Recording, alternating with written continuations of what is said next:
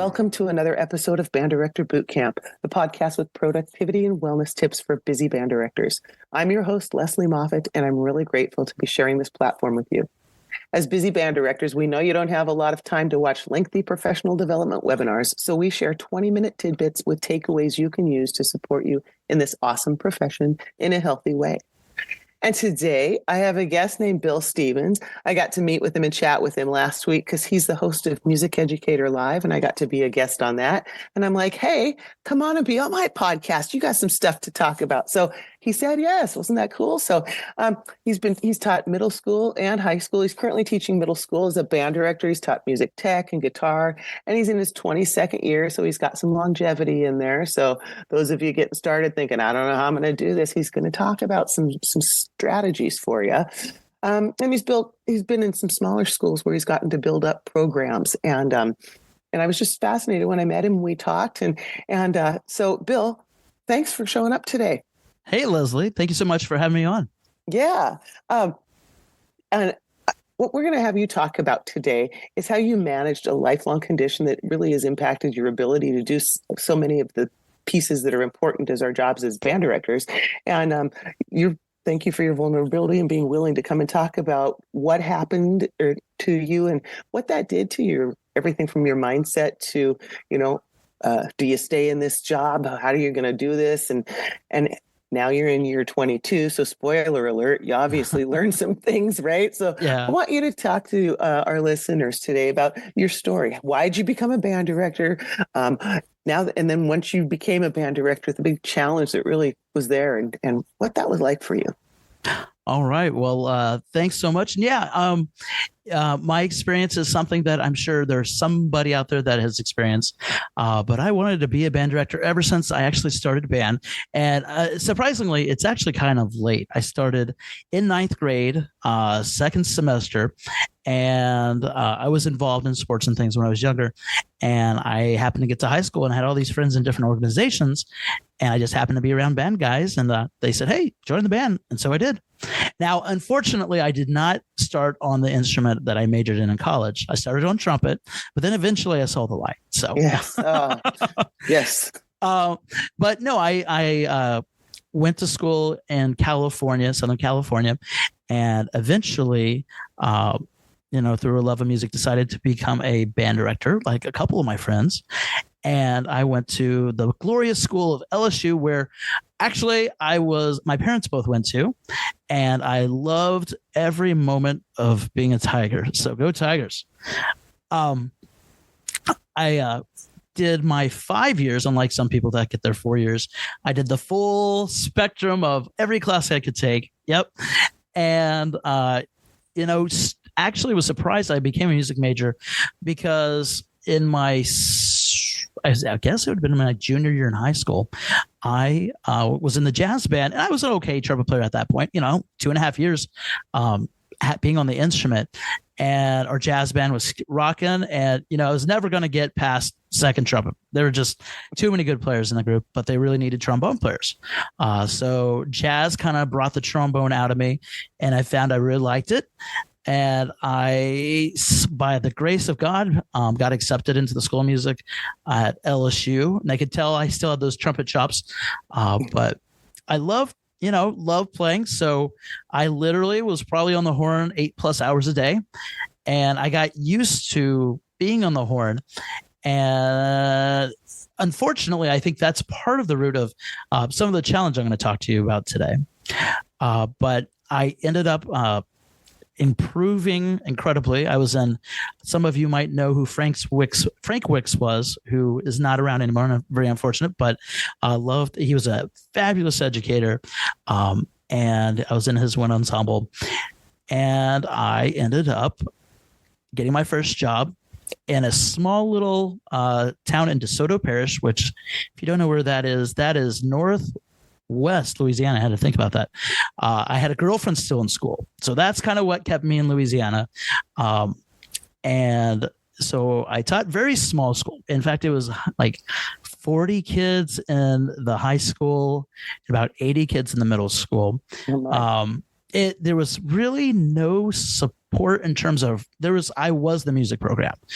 There was no one I could bounce ideas off of. And so I worked my tail off. I did a lot of things that if I would have had the support, I would have known easier ways to do things, tricks of the trade. But I did. Every week we went to a football game. We had our concerts. I learned a very, very important lesson when going to, I guess out there they called it festival. It's been a long time. Brought my middle school program to festival. Didn't do so hot because I made that young band director mistake of playing music that was just too hard. But you know what? The next time I brought actually even 3 bands to contest or festival, I got straight superiors. And that was a learning experience. And I'm glad we've all done it. We have all done that. I teach 8th grade. We should do the same pieces I did in college. Yeah, exactly. And it's, sometimes it's hard to admit that too. I know. Because all of us, we want to do great and we want to have all superiors and everything. And it was a great learning opportunity. But at the same time, I kept my playing chops up. And I played with a jazz band that played in the Shreveport area. Again, kind of like that, close to Texarkana, right next to Texas, Louisiana, Arkansas area, and Shreveport. And we would gig a lot of times in some of the casinos in the area. And it was a lot of playing and a lot of band directing, not a lot of resting. Mm-hmm. And that is where the root of some of what I'm going to talk to you about. And when I decided to go to grad school, it was a bigger relief on my shoulders. One, I got to see my girlfriend a lot more. So that was cool. And I got to go to a place I loved and I wanted to get my master's. I always wanted to get my master's. So I went back to LSU and for music education, and I was super excited, had no idea I was going to do so much research ever. I thought, I'll do some playing, kind of like undergrad. No, that's not the same. But I went back to college at LSU and I was getting ready to audition for some of the bands. And I did some practice, and the morning of our actual audition, and as a bass trombonist, I started playing, and the first note that popped out was a G above the bass clef staff, which is not a typical area to start when you're warming up. And that was completely involuntary. I actually did not have, it was basically like I had a cramp in my face and I was having a lot of trouble relaxing. So through that process, I eventually auditioned later that day and it was a train wreck. I mean, like I've never had such a bad audition. Not voluntary. I knew the music perfectly. I just had a lot of control issues with my embouchure. And I'm not talking like, a crack here, a clam there. I'm talking like partials off. Oh my. Yeah. It was incredibly embarrassing. And thank God it wasn't, the former directors couldn't see my face. It was a closed audition. And at that point, I immediately knew something was wrong. So what I did was I went to my old trombone professor, because I was still, the first semester I was there, I was trying to still do a decent load of playing. And my trombone professor, when I worked with him, he actually thought I was messing with him, legitly thought, who put you up to this? And so he just kind of watched my embouchure. He put the little, I don't even remember what they call them anymore, but the little round, you remember the little bar with the round circle? The circle, yep. Like a bubble wand, except they And you look in the mirror, he was trying to see if what was wrong on the phase. And he was like, have you gone to the dentist? Did you have maybe some shots that hurt some nerves? I'm like, not that I remember. I haven't had any teeth taken out.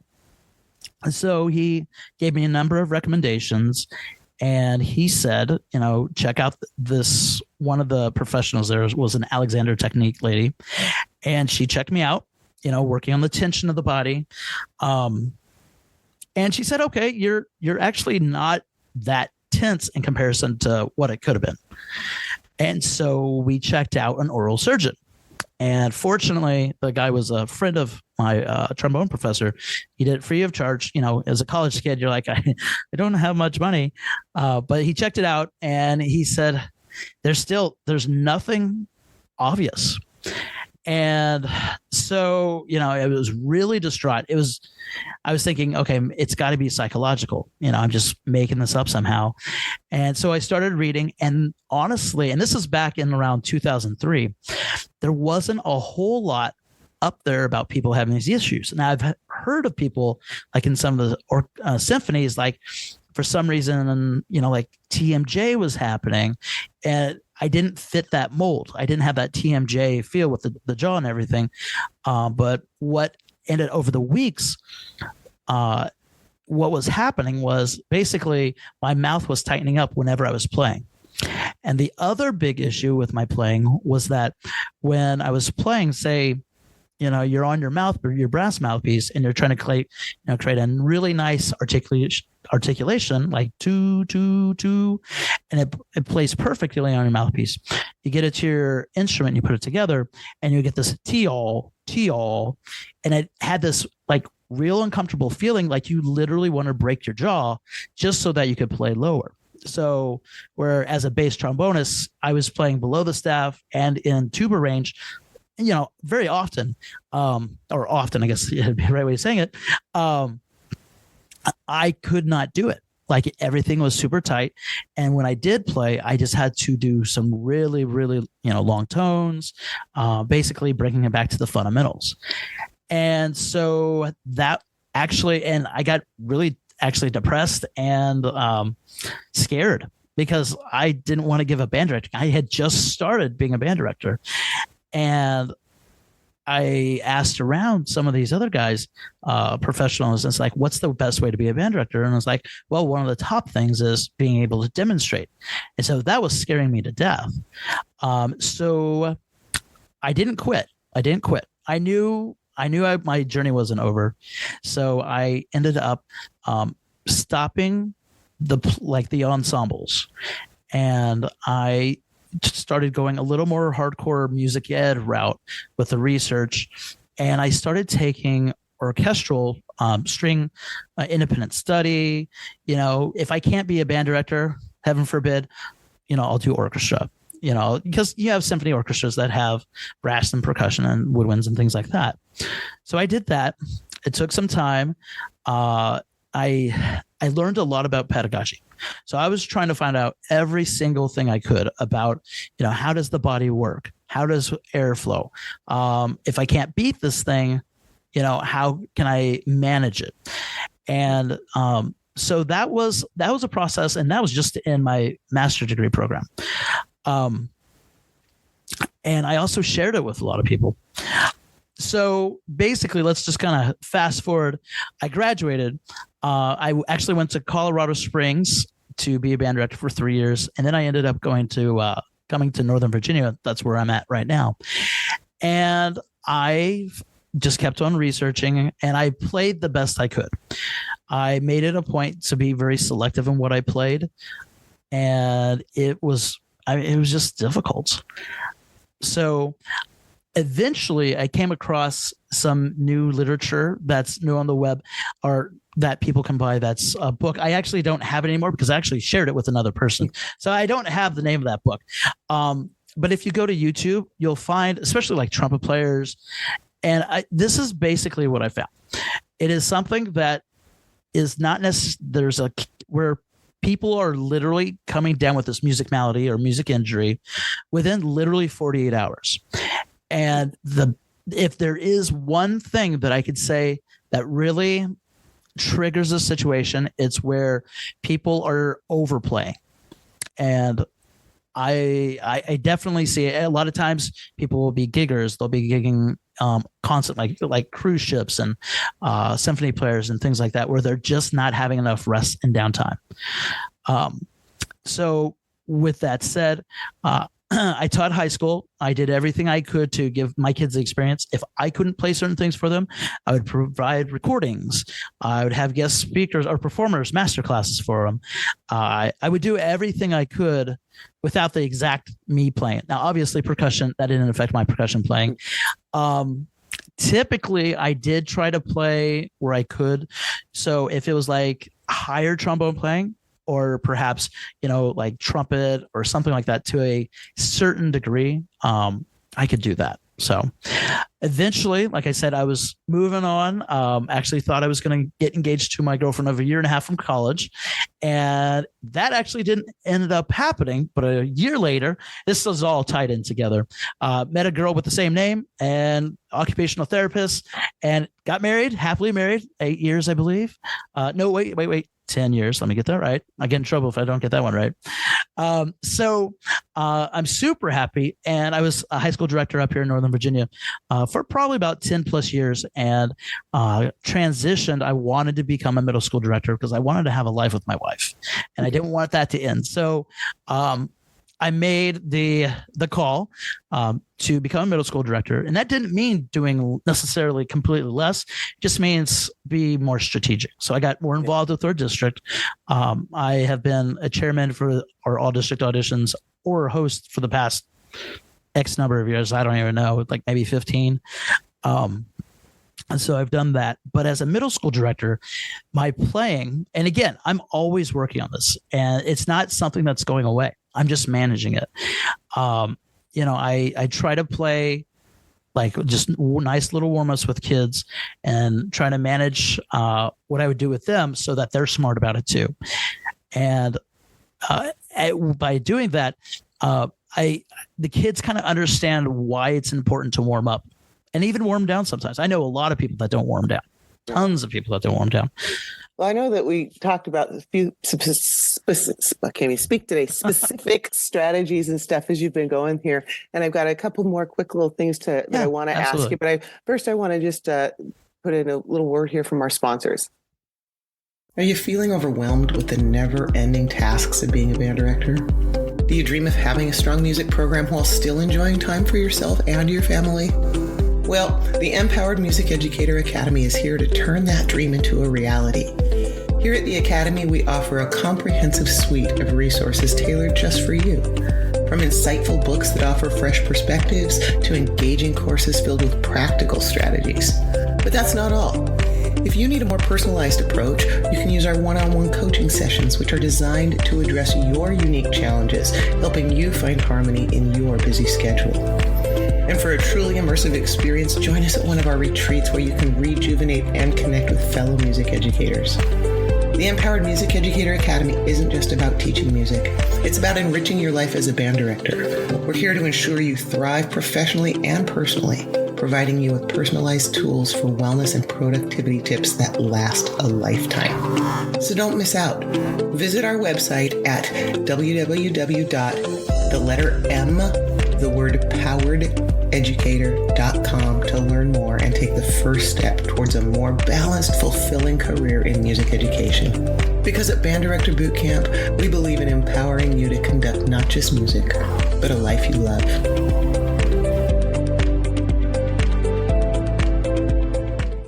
All right, we are back here with Bill Stevens, and he's been talking about what it's like to accommodate your own challenges, that you have a chronic or a lifelong issue that can make it really hard to do your jobs.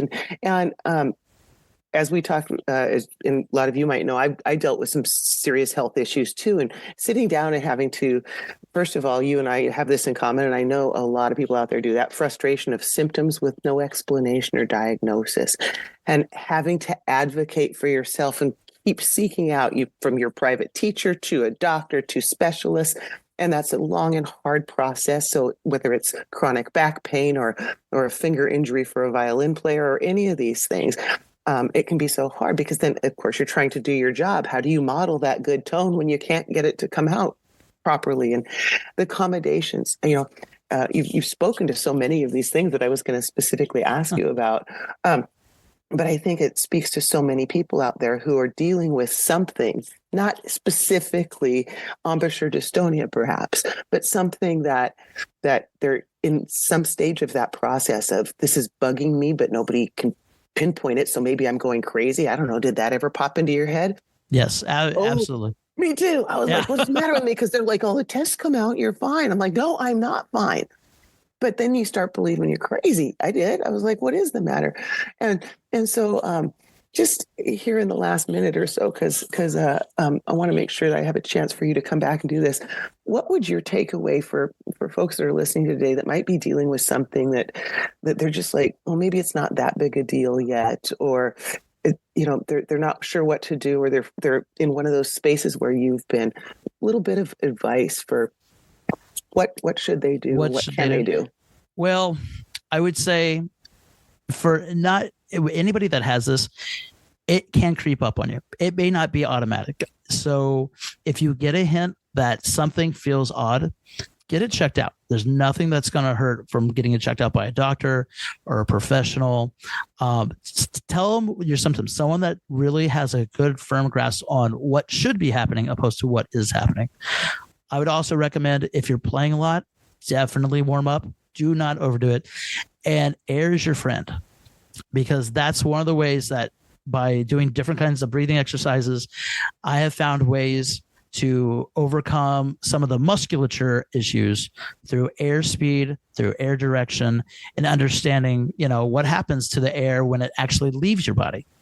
So those would be some of the things. And then finally, do your research. Go on YouTube. Go read. There's certain books that literally talk about it now. They didn't exist before, but they exist now. Definitely do that. And maybe prioritize, what is your goal in terms of your playing? Is it just for educational purposes? Is there ways you can accommodate for, maybe something you can't do anymore? So just a couple of tips right there as a music educator trying to overcome and manage these symptoms. And those bits of advice, whether it's for this particular thing or anything, is figuring all those things out. That's what it is really being mindful of what's going on.